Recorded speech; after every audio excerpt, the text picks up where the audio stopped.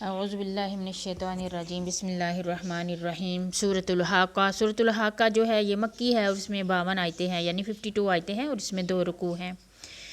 الحاقہ ثابت ہونے والی، یعنی قیامت کے ناموں میں سے ایک نام ہے الحاقہ۔ اس سے اللہ تعالیٰ کا جو حکم ہے نا وہ ثابت ہوگا کہ یہ جو ہے قیامت ہے وہ وقوع پذیر ہونے والی ہے۔ ملحاقہ ثابت ہونے والی کیا ہے؟ سوالیہ نشان۔ اللہ تعالیٰ پوچھ رہا ثابت ہونے والی کیا ہے؟ وما ادراک ملحاقہ، اور تجھے کیا معلوم ہے کہ وہ ثابت شدہ کیا ہے؟ یعنی کس ذریعے سے تجھے اس کی پوری حقیقت سے آگاہی حاصل ہوگی؟ مطلب یہ کہ جو انسان ہے اس کو یہ علم ہی نہیں دیا گیا کہ وہ اس کے متعلق معلوم کر سکے، گویا کہ یہ مخلوقات کے دائرہ علم سے باہر ہے، گویا کہ انسان کو اس کا علم ہی نہیں، کیونکہ انسان نے اسے نہ دیکھا ہے نہ اس کی ہولناکیوں کا مشاہدہ کیا ہے، صرف سنا ہی ہے کہ قیامت ہوگی، اور ہم نے پڑھا ہے کہ قیامت ہوگی اور ہمارا اس کے اوپر ایمان ہے کہ قیامت ہوگی، لیکن ہم نے اس کو دیکھا نہیں ہے۔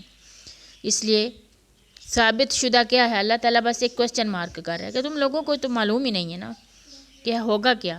کذبت ثمود و عاد بالقاریہ، اس کھڑکا دینے والی کو سمود اور عاد نے جھٹلا دیا تھا، یعنی قیامت کے دن کو قوم سمود اور قوم عاد نے جھٹلایا تھا۔ قوم سمود اور قوم عاد کا ذکر ہم پڑھ چکے ہیں پچھلی آیات میں، ہم ڈیٹیل سے اس کے بارے میں پڑھ چکے ہیں اور ان کا پھر کیا انجام ہوا پچھلی آیات میں ہم وہ بھی پڑھ چکے ہیں، لیکن اللہ تعالیٰ دوبارہ اس بات کو یہاں پہ رپیٹ کر رہے ہیں کیونکہ ان کا انجام جو ہے وہ سب کے سامنے ہے، جنہوں نے جھٹلایا قیامت کے دن کو۔ فَأَمَّا تو پس فَأَمَّا ثَمُودُ فَأُهْلِكُوا بِالطَّاغِیَةِ، سمود جو ہیں وہ بے خوفناک اور اونچی آواز سے ہلاک کر دیے گئے، یعنی نہایت خوفناک اور اونچی آواز سے قوم سمود کو ہلاک کیا گیا، جیسے کہ وہ جگہ پہ ہم نے اس کے بارے میں ڈیٹیل پڑھی ہوئی ہے۔ طاغیہ کا مطلب ایسی آواز ہے جو حد سے نکل جائے، بہت زیادہ خوفناک آواز۔ وَأَمَّا عَادٌ فَأُهْلِكُوا بِرِيحٍ صَرْصَرٍ عَاتِیَةٍ، اور جو عاد تھے وہ بے حد تیز اور تند ہوا سے غارت کر دیے گئے۔ سرسر جو ہے یہ ٹھنڈی ہوا کو کہتے ہیں، اور عاتیہ کہتے ہیں جو کسی کے قابو میں نہ آنے والی ہو، یعنی بہت تیز ہوا ہر چیز کو اڑا کے لے جائے، توڑ پھوڑ کے رکھ دے۔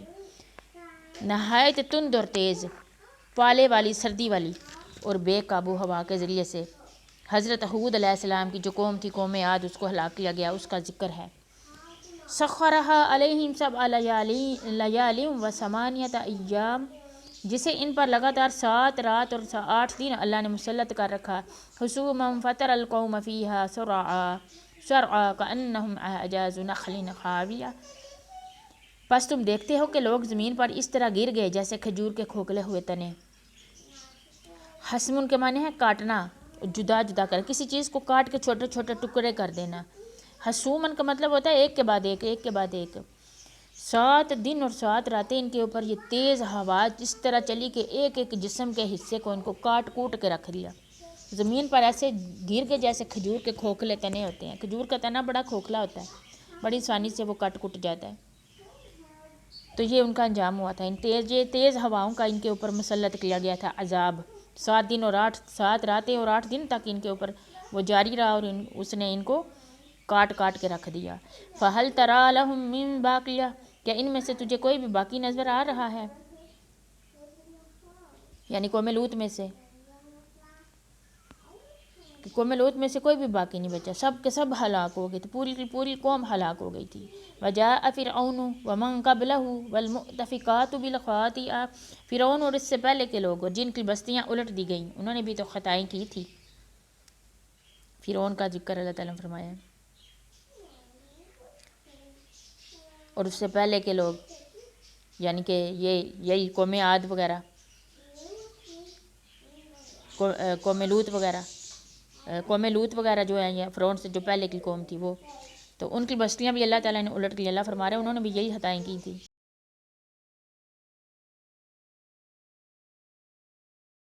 رسول بربہم فأخذہم أخذۃ الرابیہ، اور اپنے رب کے رسول کی نافرمانی کی، بالآخر اللہ نے انہیں بھی زبردست گرفت میں لے لیا،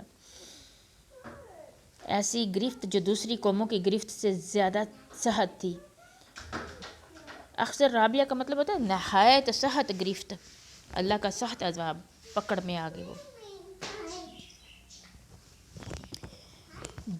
جو پہلی قوموں پہ عذاب آیا اس کے بعد والی جو قوم آئی اس کے اوپر اس نے بھی نافرمانی کی تو پہلے سے زیادہ اس قوم کے اوپر پہلے قوم سے بھی زیادہ سخت عذاب آیا. تو اللہ تعالیٰ فرما رہے کہ ان کے اوپر پہلوں سے زیادہ گرفت آئی. اِنَّا لَمَّا طَغَى الْمَاءُ حَمَلْنَاكُمْ فِي الْجَارِيَةِ، جب پانی میں طغیانی آ گئی تو اس وقت ہم نے تمہیں کشتی میں چڑھا دیا. یعنی خوب پانی جب بلند ہو گیا اور وہ اوپر تک بلندی تک چلا گیا چڑھ گیا تو اللہ نے فرمایا کہ پھر کشتی میں چڑھا دیا اور کشتی میں چڑھا کر بفرے ہوئے پانی سے بچا لیا. یہاں جو ہے قومیں یہ جو حضرت نوح علیہ السلام کا جو تھا جو کشتی تھی اس کے بارے میں اللہ تعالیٰ فرما رہے ہیں. یعنی کہ یہ یہاں پہ لوگ جو ہیں نا وہ عہد رسالت کے ہی لوگ ہیں، لیکن اللہ تعالیٰ نے ان کو بتایا کہ کس طرح تمہارے پیچھے تمہارے باپ دادا کو کس طرح میں نے کشتی میں سوار کر کے تو بچایا. حضرت نوح علیہ السلام کے لوگ میں سے جو بچ گئے تھے انسان، ظاہر ہے آگے پھر انہیں کی نسل چلی نا. اللہ تعالیٰ وہ پچھلا واقعہ یاد کرا رہے کہ تمہارے جو آباء و اجداد تھے پچھلی پشتیں تھیں ان کو میں نے کیسے بچایا. چلتی ہوئی کشتی میں میں نے جو ہے چلتے ہوئے بفرے ہوئے پانی سے میں نے بچا لیا. جیسے کہ مطلب حضرت نوح علیہ السلام کا جو واقعہ ہم نے کشتی کا پڑھا ہے. لِنَجْعَلَهَا لَكُمْ تَذْكِرَةً وَتَعِيَهَا أُذُنٌ وَاعِيَةٌ، تاکہ اسے تمہارے لیے نصیحت اور یادگار بنا دیں، تاکہ تمہارے یاد رکھنے والے کان اسے یاد رکھیں. یعنی یہ تمہیں یاد رہے کہ کس طرح کافروں کو پانی میں غرق کر دیا گیا تھا اور مومنوں کو کشتی میں سوار کر کے بچا لیا گیا تھا. اس میں تمہارے لیے عبرت اور نصیحت ہے تاکہ تم اس سے نصیحت حاصل کر کے اللہ تعالیٰ کی نافرمانی سے بچے رہو.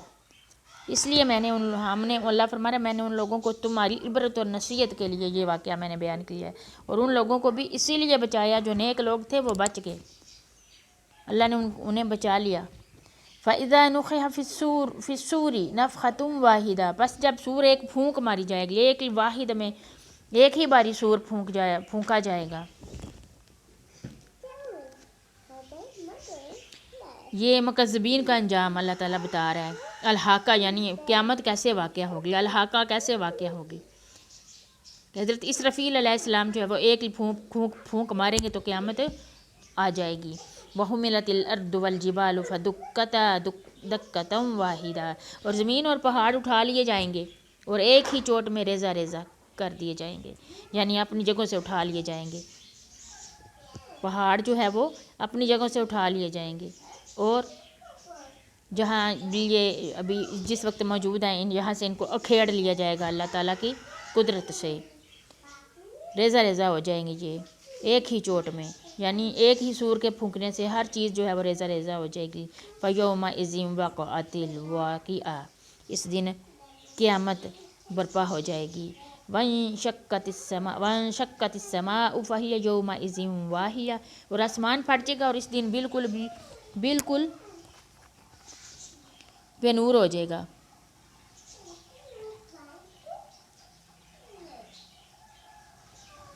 یعنی ہر چیز پھٹ کے ٹکڑے ٹکڑے ہو جائے گی، کوئی بھی قوت کوئی طاقت باقی نہیں رہے گی.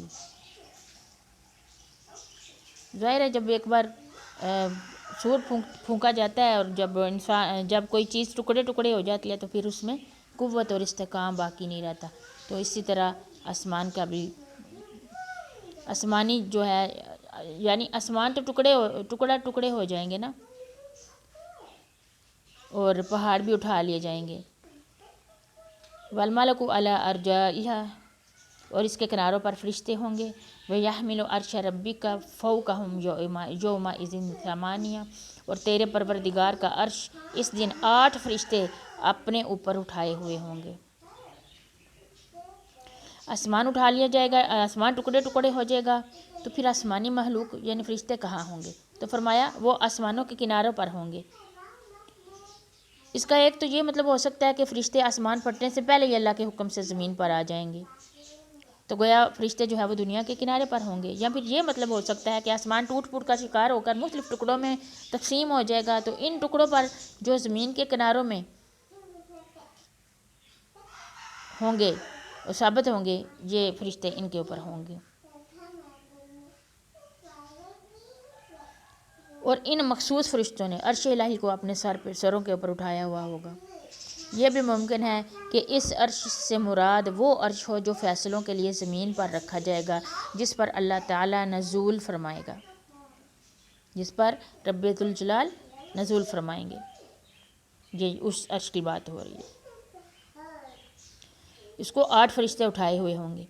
یومئذ تعرضون لا تخفی منکم خافیہ، اس دن تم سب سامنے پیش کیے جاؤ گے، تمہارا کوئی بید، راز یعنی کہ پوشیدہ نہیں رہے گا، کوئی چیز چھپی نہیں ہوگی، ہر چیز، ہر راز، ہر چیز سامنے آ جائے گی۔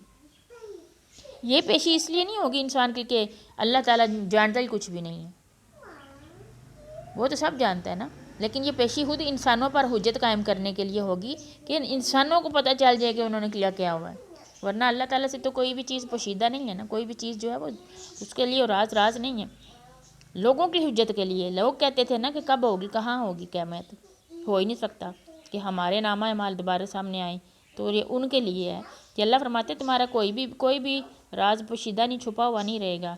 فَأَمَّا مَنْ أُوتِيَ كِتَابَهُ بِيَمِينِهِ، سو جس کو بھی اس کا نامہ اعمال دائیں ہاتھ میں دیا جائے گا، فَيَقُولُ، وہ کہے گا، هَاؤُمُ اقْرَءُوا كِتَابِيَهْ، کہ لو میرا نامہ اعمال پڑھ لو، یعنی وہ خوشی کے مارے ہر ایک کو کہے گا کہ پڑھ لو، میرا نامہ اعمال تو مجھے مل گیا، کیونکہ اس کو پتہ ہوگا کہ اس میں اس کی نیکیاں ہی نیکیاں ہوں گی، کچھ برائیاں ہوں گی تو اللہ تعالیٰ نے وہ بھی معاف فرما دی ہوں گی، یا ان برائیوں کو بھی نیکیوں میں، حسنات میں تبدیل کر دیا ہوگا۔ اللہ تعالیٰ نے اپنے فضل اور کرم سے ایمان والوں کے ساتھ، اللہ تعالیٰ اپنے فضل کرم سے مختلف صورتیں اختیار فرمائے گا نا ایمان والوں کے ساتھ، یا تو ان کی نیکیاں معاف کر دے گا، یا پھر ان کی برائیاں معاف کر دے گا، یا پھر ان کی برائیوں کو نیکیوں میں تبدیل کر دے گا۔ تو وہ خوش ہو کے اپنا نامہ اعمال جو ہے وہ بتائیں گے، کیونکہ ان کو پتہ ہوگا نامہ اعمال ہمارا اچھا ہے۔ انی ظننت انی ملاق حسابیہ، مجھے تو یقین تھا کہ میرا اپنا حساب ملنے والا ہے، یعنی آخرت کے حساب کتاب پر میرا بالکل یقین تھا، یعنی وہ بندہ یہ کہے گا جس کو نامہ اعمال دائیں ہاتھ میں ملے گا، تو یہ کہے گا کہ مجھے پتہ تھا میرا کہ مجھے حساب میں مجھے ملنے والا ہے، فہو فی عیشۃ راضیہ، بس وہ ایک دل پسند زندگی میں داخل ہو جائے گا۔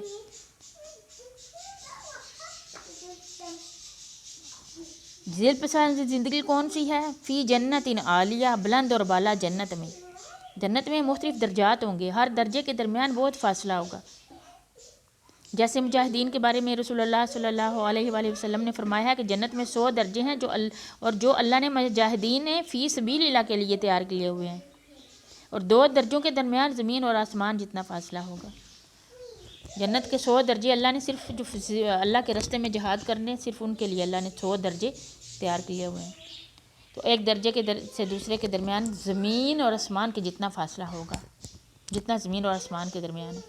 پھر اس میں کیا اور ہوگا؟ پھر وہاں قطوفہا دانیہ، جس کے میوے جھکے ہوئے پڑے ہوں گے،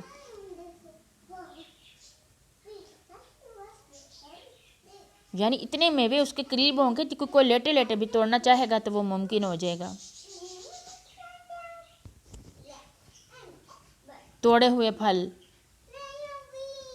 ہر طرح کے پھل، میوے، کلوا واشربوا ہنیئا بما اسلفتم فی الایام الخالیہ، ان سے کہا جائے گا کہ مزے سے کھاؤ پیو ان اعمال کے بدلے میں جو تم نے پیچھے دنیا میں کیے تھے،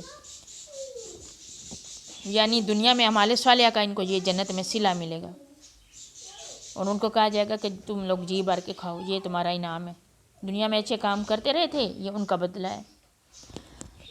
وَأَمَّا مَنْ أُوتِيَ كِتَابَهُ بِشِمَالِهِ، لیکن جس کے اعمال اس کے بائیں ہاتھ میں دیے جائیں گے، فَيَقُولُ، وہ کہے گا یا لیتنی لم اوتِیَ کتابیہ، کاش کہ میری کتاب مجھے دی ہی نہ جاتی، وَلَمْ أَدْرِ مَا حِسَابِیہ، اور میں جانتا ہی نہ تھا کہ حساب کیا ہے، کیونکہ نامہ اعمال بائیں ہاتھ میں ملنا بدبختی کی علامت ہوگا نا،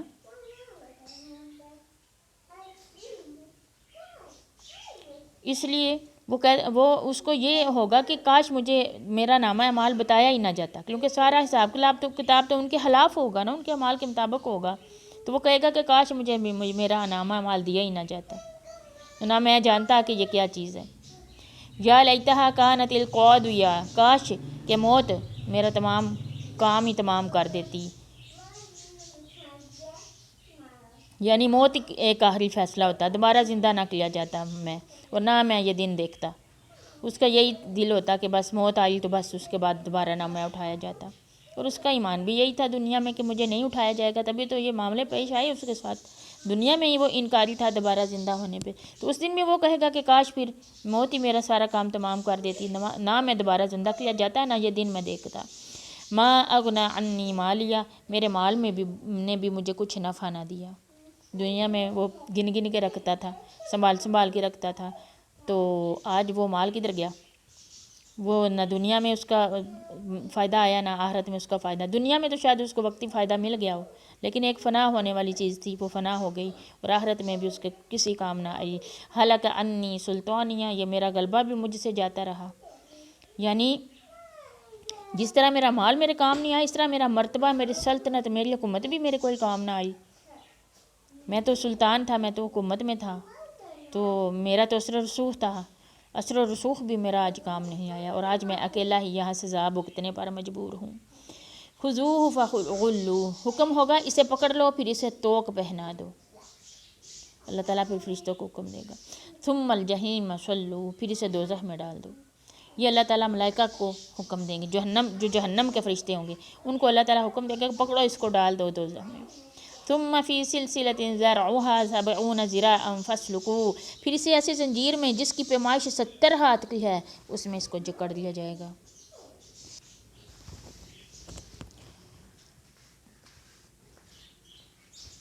یہ جو ہے ذراع یہ پتہ نہیں کتنا ہوگا، اس کی وضاحت ممکن نہیں ہے، لیکن اتنا معلوم ہوا ہے کہ زنجیر کی لمبائی جو ہے 70 ذراع ہوگی، 70 ذراع یعنی 70 ہاتھ، یہ کسی کو معلوم نہیں ہے کہ کتنی، یعنی کہ 70 ہاتھ کی پیمائش کے حساب سے کتنی ہوگی، لیکن ایک اللہ تعالیٰ نے اس کی لیمٹ بتا دی ہے، لیکن وہ دنیا میں ہم اس کو جو ہے میئر نہیں کر سکتے، نہ بتا سکتے ہیں کہ کتنی ہوگی، یہ اللہ بہتر جانتا ہے۔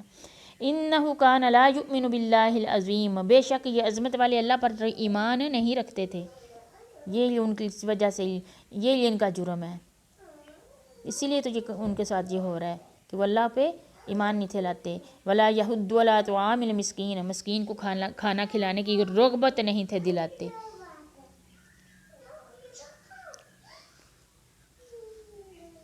یعنی نہ تو وہ اللہ تعالیٰ کی عبادت اور اطاعت کرتا تھا، نہ وہ بندوں کے حقوق ادا کرتا تھا۔ جو اللہ تعالیٰ کے حقوق ہیں بندوں کے اوپر وہ ہے اس کی عبادت اور اطاعت، اور جو بندوں پہ حقوق ہیں وہ یہ ہے کہ بھوکے کو کھانا کھلایا جائے اور اپنے مال میں سے خرچ کیا جائے، اور جو اہل ایمان ہوتے ہیں ان میں یہ دونوں چیزیں موجود ہوتی ہیں کہ وہ حقوق اللہ اور حقوق العباد دونوں کی ادائیگی کا اہتمام کرتے ہیں، تو یہ دونوں کام ہی نہیں کرتا تھا۔ فلیس لہ اليوم ہاہنا حمیم، بس آج اس کا نہ کوئی دوست ہے، یعنی آج اس کو کوئی بھی اپنا نہیں ہے، کوئی اس کو بچانے والا نہیں ہے۔ ولا طعام الا من غسلین، اور نہ سوائے پیپ کے اس کی کوئی غذا ہے، پیپ کہتے ہیں جو جسم سے نکلنے والا، جہنمیوں کے جسم سے نکلنے والا خون، گندا خون اور بدبودار پانی، تو وہ اس کو پلایا جائے گا، یہی اس کا کھانا ہوگا۔ لا یأکلہ الا الخاطئون، گناہ گاروں کے سوا کوئی نہیں کھائے گا۔ فلا اقسم بما تبصرون، قسم ہے مجھے ان چیزوں کی جنہیں تم دیکھتے ہو، وما لا تبصرون، اور جنہیں تم نہیں دیکھتے، یعنی اللہ کی پیدا کردہ وہ چیزیں جو اللہ کی ذات اور اس کی قدرت اور طاقت پر دلالت کرتی ہیں، جنہیں تم دیکھتے ہو یا نہیں دیکھتے، یہ ان کی اللہ تعالیٰ نے قسم اٹھائی ہے۔ انہ لقول رسول کریم، بے شک قرآن بزرگ رسول کا قول ہے۔ بزرگ رسول سے مراد حضرت محمد صلی اللہ علیہ وآلہ وسلم ہے، اور قول سے مراد تلاوت ہے، یعنی رسول اللہ صلی اللہ علیہ وسلم کی تلاوت ہے۔ یا پھر کول سے مراد ایسا کول ہے جو رسول اللہ کی طرف سے تمہیں پہنچایا، اللہ تعالیٰ نے، رسول اللہ نے اللہ کی طرف سے تمہیں پہنچایا، کیونکہ قرآن رسول یا جبرائیل علیہ السلام کا کول نہیں بلکہ اللہ کا کول ہے جو اس نے فرشتوں کے ذریعے سے پیغمبر پر نازل فرمایا ہے، پھر پیغمبر اسے لوگوں تک پہنچاتا ہے۔ انہ لقول رسول کریم، کہ بے شک یہ بزرگ رسول کا قول ہے، یعنی تلاوت۔ وما ہوا بقول شاعر، وما ہوا بقول شاعر، یہ کسی شاعر کا قول نہیں ہے۔ قلیلا ما تؤمنون، افسوس ہے کہ تمہیں بہت کم یقین ہے۔ یعنی وہ لوگ یہ سمجھتے تھے نا کہ یہ کوئی شعر ہے یا اس سے کوئی مشابہ کوئی چیز ہے یا کسی شاعر کا کلام ہے، قرآن کو یہ ایسے سمجھتے تھے، لیکن اللہ تعالیٰ نے اس میں فرمایا کہ نہیں، یہ کسی شاعر کا نہیں، قول نہیں ہے، لیکن تم کہاں یقین کرتے ہو۔ ولا بقول کاہن، اور نہ یہ کسی کاہن کا قول ہے، کاہن کہتے ہیں نجومیوں وغیرہ کو۔ قلیلا ما تذکرون، افسوس بہت کم نصیحت لے رہے ہو۔ یعنی وہ لوگ بہت سارے دعوے کرتے تھے کہ شاعر ہے، کسی نجومی ہے، غیب کی کوئی چیز ہے، کسی نجومی نے گڑھی ہوئی ہے، بہت کچھ کرتے تھے، انکار کرنے کی بڑی ان کے پاس حجتیں تھیں۔ تو اللہ تعالیٰ فرما رہا ہے ایسی کوئی بات نہیں ہے، بلکہ کہ تنزیل من رب العالمین، یہ تو رب العالمین کا اتارا ہوا ہے۔ یعنی رسول کی زبان سے ادا ہونے والا یہ قول تو رب العالمین کا اتارا ہوا کلام ہے۔ اسے تم کبھی شاعری کہتے ہو اور کبھی کچھ کہتے ہو، کبھی کوئی کہانی کہتے ہو، کبھی کچھ کہہ کے تکذیب کرتے ہو۔ ولا تقول علینا بعض الاقاویل، اور اگر یہ ہم پر کوئی بات بھی بنا لیتا، یعنی وہ اگر آپ سے وسلم اپنی طرف سے بھی کوئی گھڑ کے کوئی منسوب کرتے یا کمی بیشی کرتے نا، تو پھر اللہ فرماتا ہے لأخذنا منہ بالجمین، تو البتہ ہم اس کا دائیں ہاتھ پکڑ لیتے، یعنی دائیں ہاتھ کے ساتھ، کیونکہ دائیں ہاتھ کی جو ہے نا وہ گرفت بہت مضبوط ہوتی ہے، رائٹ ہینڈ کی گرفت جو ہے نا وہ لیفٹ ہینڈ کی نسبت زیادہ ہوتی ہے۔ تو ایک اللہ نے اگزامپل دی ہے کہ میں اس کو دائیں ہاتھ سے پھر پکڑ لیتا۔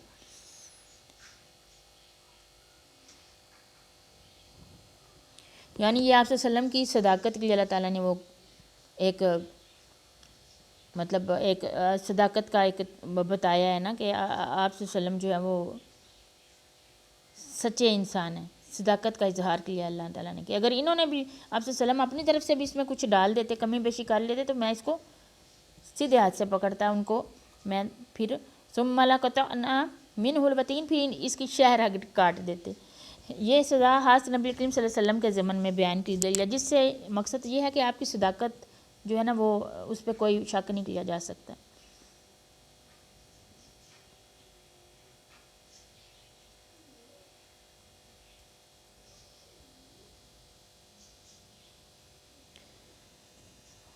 تو یہ جو سزا ہے یہ آپ صلی اللہ علیہ وسلم کے، یعنی اللہ تعالیٰ نے ایک اگزامپل دی ہے کہ اگر وہ بھی ایسا کرتے تو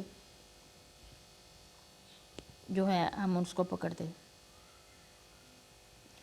اس میں یہ اصول بیان نہیں کیا گیا کہ جو بھی نبوت کا جھوٹا دعویٰ کرے گا تو جھوٹے کو ہم فوراً سزا سے دو چار کر دیں گے، اس سے کسی جھوٹے نبی کو اس لیے نہیں سچا باور کیا جا سکتا کہ دنیا میں وہ اللہ کے مواخذے سے بچا رہا، لیکن تھوڑی دیر کے لیے اللہ تعالیٰ جو ہے ان کو ڈیل دے گا جو جھوٹے دعوے کرتے ہیں۔ بہت سارے لوگوں نے جھوٹے دعوے کیے اور اللہ نے انہیں ڈیل دی، اور دنیا میں وہ محفوظ رہے، لیکن آخرت میں جو ہے ان کا انجام دیکھنا پڑے گا۔ فما منکم من احد عنہ حاجزین، پھر تم میں سے کوئی بھی اس سے روکنے والا نہ ہوتا۔ اس سے معلوم ہوتا ہے کہ نبی کریم صلی اللہ علیہ وسلم سچے رسول تھے جن کو اللہ نے سزا نہیں دی، بلکہ دلائل اور معجزات اور اپنی خاص تائید اور نصرت سے انہیں نوازا۔ وَإِنَّهُ لَتَذْكِرَةٌ لِّلْمُتَّقِينَ، یہ یقیناً یہ قرآن پرہیزگاروں کے لیے نصیحت ہے، کیونکہ وہی اس سے فائدہ اٹھاتے ہیں نا پرہیزگار لوگ، اسی لیے ان کے لیے نصیحت ہے، ورنہ تو قرآن تو سارے لوگوں کے لیے نصیحت ہے، لیکن فائدہ تو صرف وہی اٹھاتا ہے جو پرہیزگار ہوتا ہے، جس کو اللہ کا ڈر ہوتا ہے۔ پڑھتے تو سارے ہی ہیں لیکن ڈرتا وہی ہے جس کے دل میں ایمان ہوتا ہے۔ وَإِنَّا لَنَعْلَمُ أَنَّ مِنكُم مُكَذِّبِينَ، اور ہمیں پوری طرح معلوم ہے کہ تم میں سے بعض اس کے جھٹلانے والے ہیں، یعنی قیامت والے دن یہ اس پر حسرت کریں گے کہ کاش ہم نے قرآن کی تکذیب نہ کی ہوتی۔ یہ قرآن بجائے خود ان کے لیے حسرت کا باعث ہوگا۔ جب وہ اہل ایمان کو قرآن کا اجر ملتے ہوئے دیکھیں گے نا تو وہ حسرت کریں گے۔ وَإِنَّهُ لَحَسْرَةٌ عَلَى الْكَافِرِينَ، اور بے شک یہ جھٹلانا کافروں پر حسرت ہے۔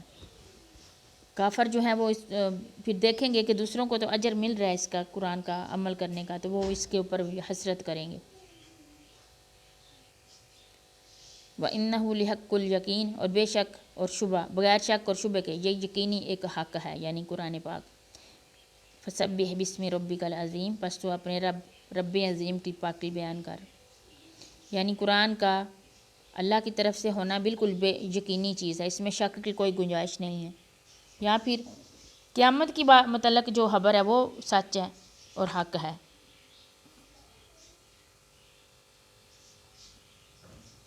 اور اپنے رب کی عظیم پاکی بیان کیا کرو، جس نے قرآن کریم جیسی عظیم کتاب نازل فرمائی، اس رب کی پاکی بیان کرو۔